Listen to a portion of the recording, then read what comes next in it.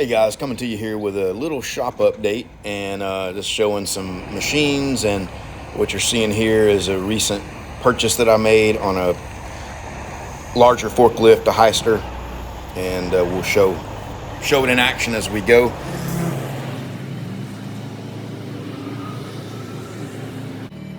Pretty cool step deck trailer here with the built-in ramps, and pretty interesting.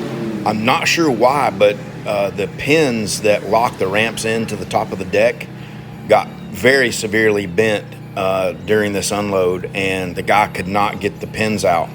So he literally had to beat, bang, and get them out, and I was helping him do it.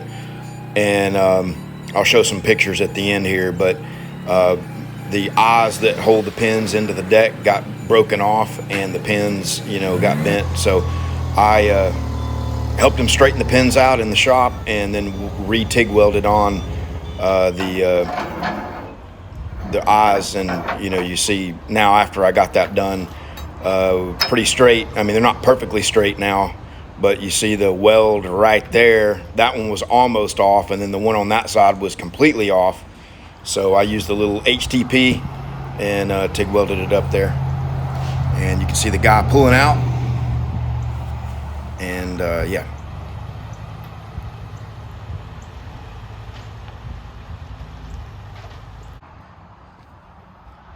All right, well, you saw the new, new to me, Hyster getting unloaded there. And I got this press brake that I brought back the other day, and it's unsold, and I got to get it off of here. And this thing weighs 11,600 pounds, and this is 11K rated. And you can see how far back away from the edge that it is. And it just concerns me just a little bit to,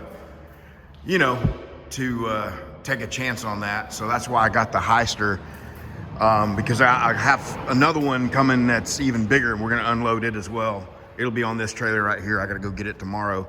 But for the purpose of this video, this part of the video, I'm gonna drag this one out and down to the road or out to the edge and get it unloaded. So let's do that.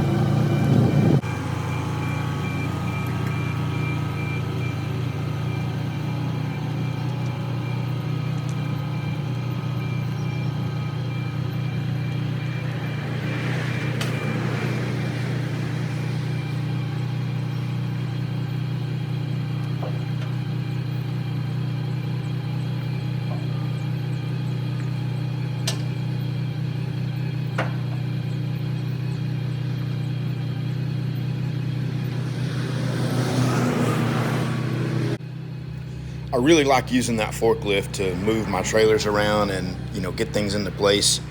It's also handy for getting that big trailer off the truck. So It's got the 2-speed jack manual, but man, talk about a beating.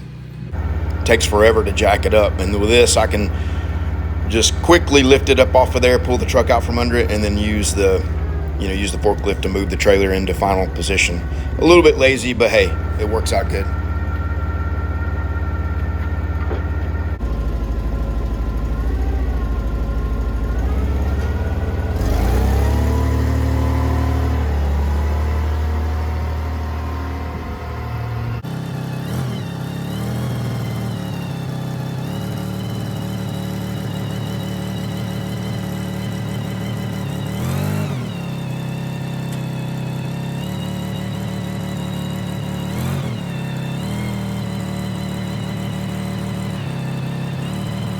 So the 6-foot forks barely catch the back part of the support structure underneath the brake. So just a quick little lift right here, and then scoot it to the front edge, and then lower it, and then get another bigger bite on it. Kind of a pain, and I can't wait to get some 8-foot forks for this. It'll definitely help make this a little smoother.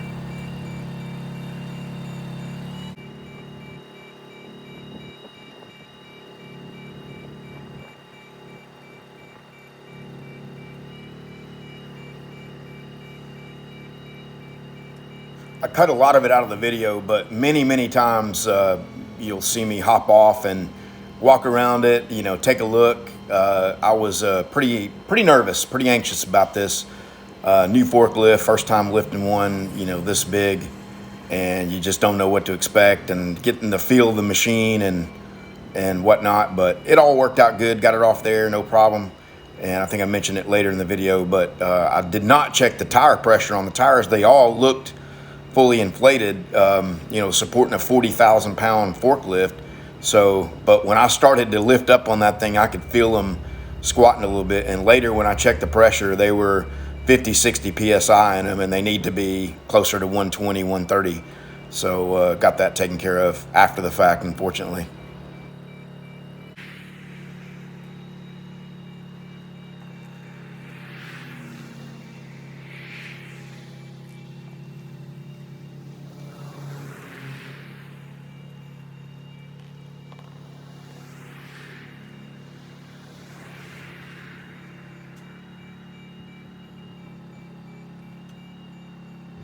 I mean, while you have the machine over the trailer, everything's pretty safe, right? Because you got the trailer to back you up. If something's off or whatever, the worst it can do is go back down on the trailer. But that moment where the brake is up, 4 feet in the air, coming off the edge of the trailer until you get it lowered down closer to the ground is pretty critical. And so here you see me just getting it swung around. This thing's got a pretty good turning radius on it, obviously, but it's pretty long, and it needed most of my width of my driveway to get it spun around. I probably could have been a little more aggressive, but you can see I'm going super slow with everything, and going to get it on into the shop.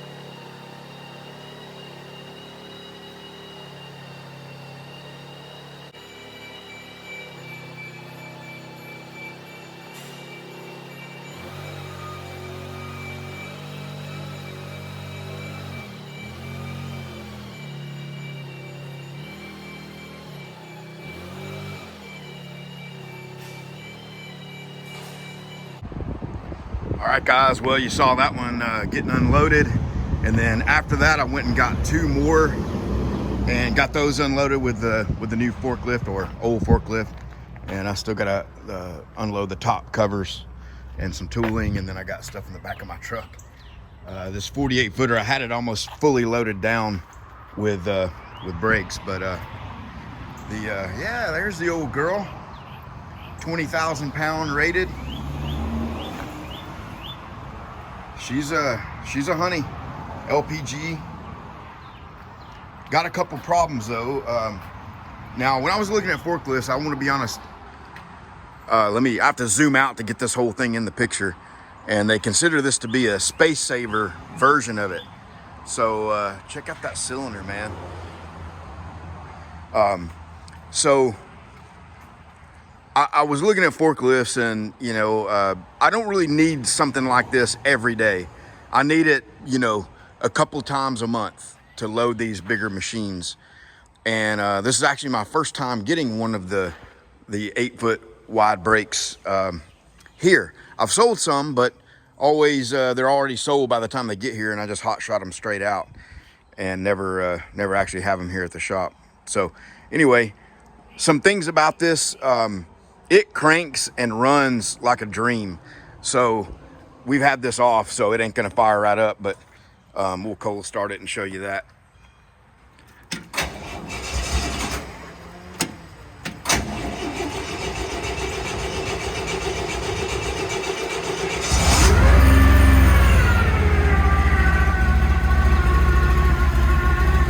So, you know, I mean, if you've had the gas off on any forklift, it takes a second for it to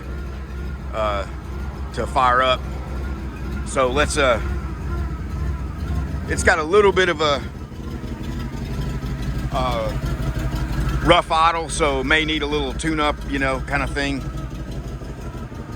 And in the video I unloaded, I didn't even check the tire pressure in these bad boys. I just went and unloaded it, and then later I've come back and checked the pressure, and they were all really low. And so I got 110 psi in them now, but it really could stand more. But yeah, let's crank this. Let me show you.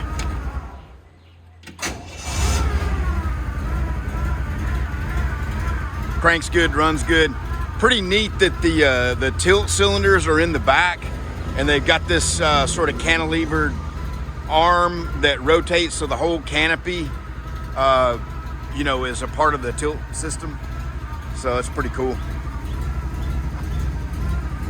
And we got one bent fork. You can see that nice bow in it right there. And this fork is a good bit lower. So, you know, everything, you know, both the machines I've unloaded, it definitely wanted to tilt this way with the load on it. And our pins are bent. You can see that one really noticeably. So A-Bomb 79, you know, he kind of lurks around on my social media and my you know, YouTube channel. I don't think he watches like everything, but he'll stop in from time to time. So A-Bomb, if you're watching this one, what do you say about making me some new pins? I'm ordering new forks. Now, what, A-Bomb, Adam, what do you think about spray transferring a build up there to bring this back level? Huh? I'm just kidding. I wanted 8, so I made a big sacrifice. I only paid $14,000 for this forklift, and 20,000 pound rated, you know, older 70s Hyster. But I really wanted fork positioners and side shift, and I didn't get it. But again, it's not like I'm driving this thing every day, and for the most part, I'm probably going to keep the forks in the same position. Side shift is kind of handy, you know, for final fine tuning and, you know, things like that. And I've got to put this air cap on it. So anyway,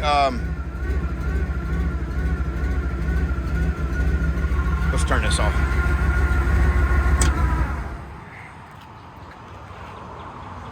Oh, the one thing I learned right here, you can see it's got a, so you got neutral, and you got 2 forward gears and 2 reverse gears, and clutch, brake. If it has no clutch on it. Basically, it's on or off. There is no feathering out the clutch.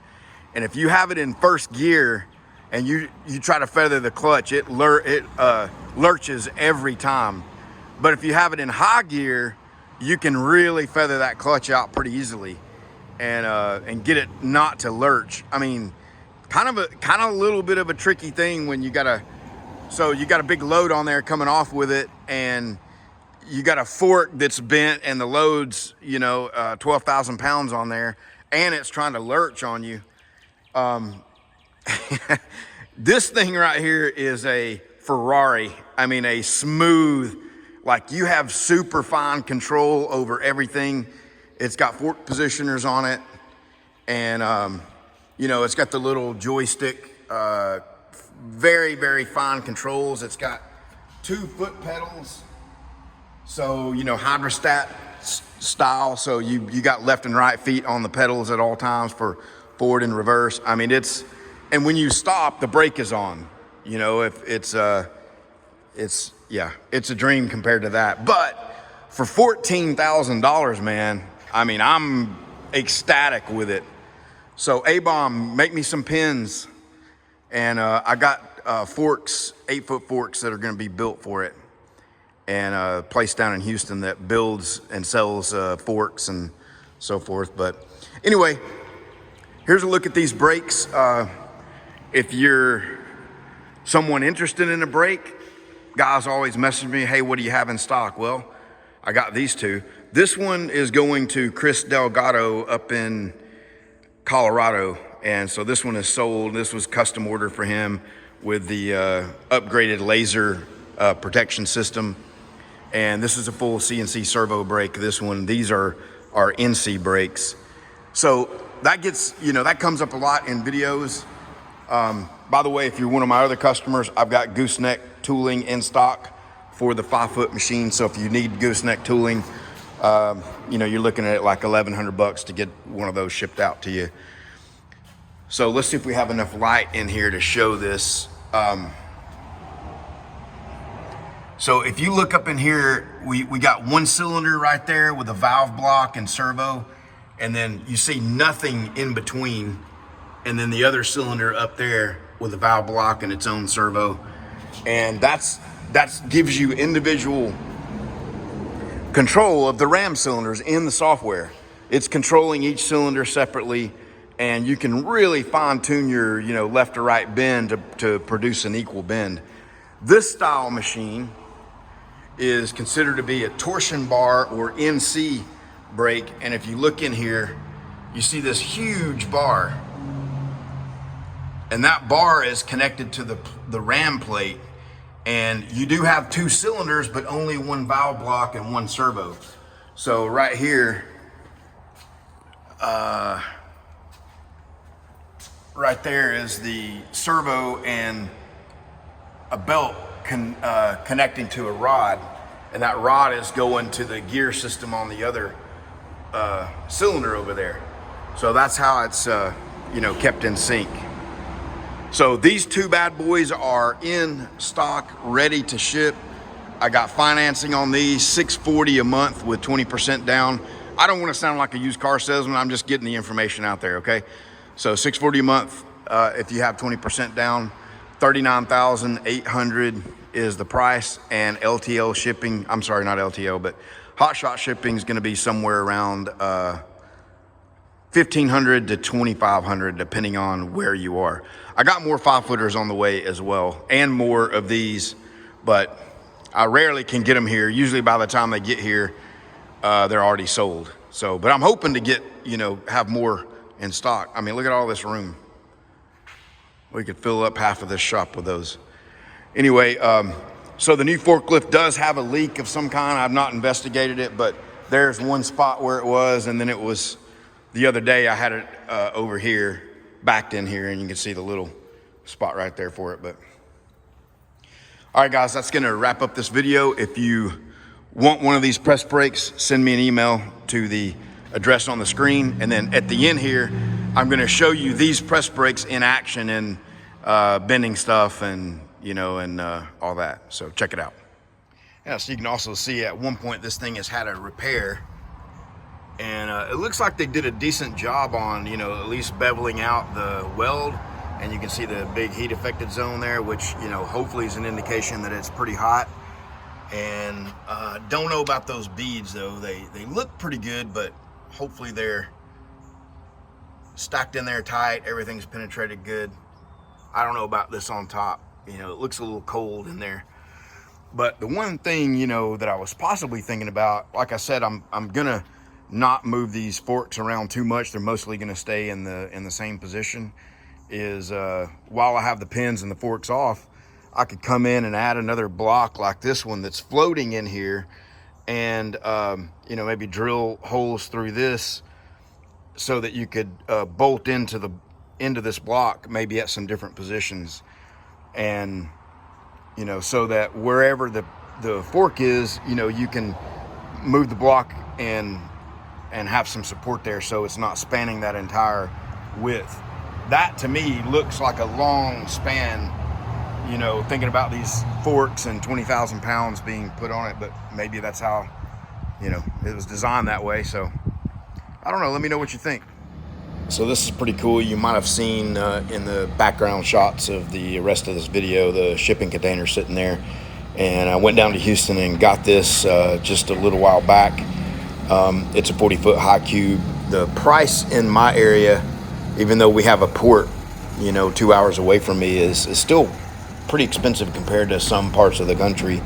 This is basically a new one. It's what they call a one tripper, and it was like $5,500. So anyway, here's some shots of getting that loaded up on the flatbed, and you can see all the ones in the background. They've got a bunch of other used sort of ones that are maybe about $4,000, but you know, they're a lot of them are pretty beat up looking.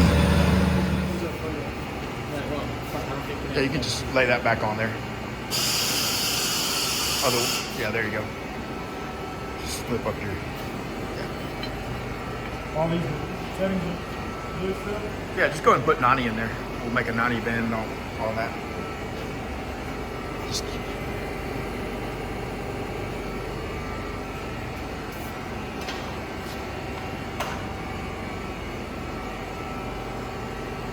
it's not good. Remember I was messing around with it, so 2 inches. 3.46. That's good. Then you go to your menu screen. So 125.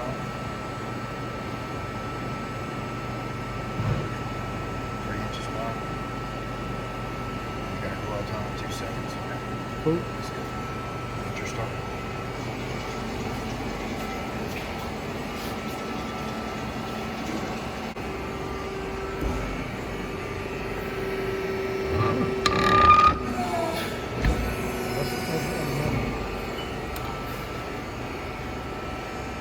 $90 degrees.